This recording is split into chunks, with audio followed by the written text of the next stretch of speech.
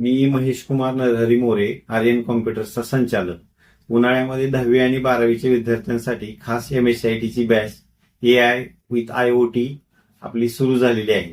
MSCIT मध्ये आपल्याला word, excel, power point, outlook, internet हे टॉपिक शिकायला मिळतील. वर्डमध्ये पत्र, biodata, greeting card, visiting card, letter head, letter pad.